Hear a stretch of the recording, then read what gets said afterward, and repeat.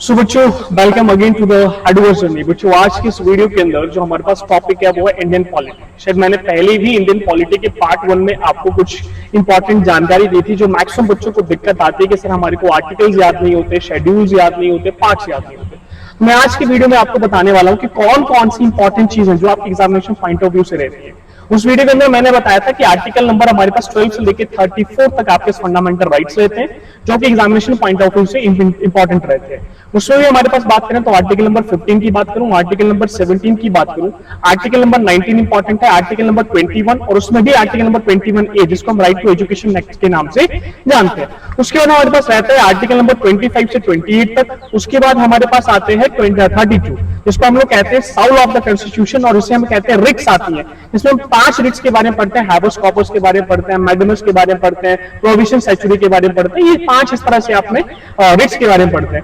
उसके बाद हमारे पास इंपॉर्टेंट आता है 31 से लेकर 51 तक जिसमें आप पढ़ते हो डीपीएसपी के बारे में, जिसे कहते हैं direct principle of the state policy, जिसमें भी इंपॉर्टेंट रहता है आर्टिकल नंबर 40 की बात करें, 44 की बात करें यूनिफॉर्म सिविल कोड के बारे में, 51A जहां पर हम लोग फंडामेंटल ड्यूटीज की बात करते हैं। आफ्टर दैट हम लोग आते हैं किसके ऊपर, हमारे पास पार्लियामेंट के ऊपर, जिसके हम लोग बात करते हैं 89, 79, 80 और 81 के ऊपर बात करते हैं।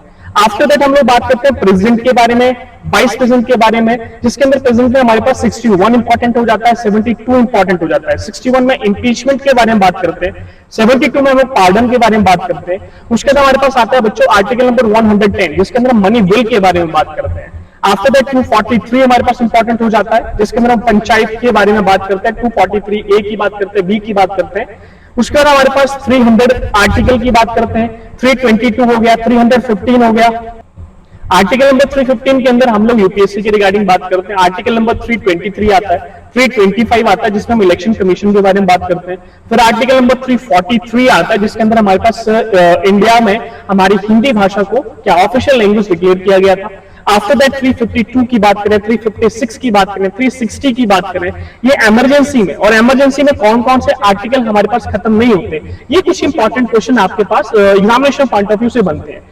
एक और बात हमारे पास रहती है कि फंडामेंटल राइट्स हमारे पहले 7 हुआ करते थे, जिसमें एक था हमारे पास right to property. Right to property को हटाया कब गया, कौन से अमेंडमेंट के अकॉर्डिंग हटाया गया और इसे कहां जगह दी गई। बच्चों इस तरह के क्वेश्चन आपके लिए बनते हैं, ठीक है। तो आज की इसकी वीडियो के अंदर ये चीजें इंपॉर्टेंट। अगर आपको और इस तरह की वीडियो चाहते हैं तो मेरे को कमेंट सेक्शन में जरूर बताएं। Thank you and have a nice day.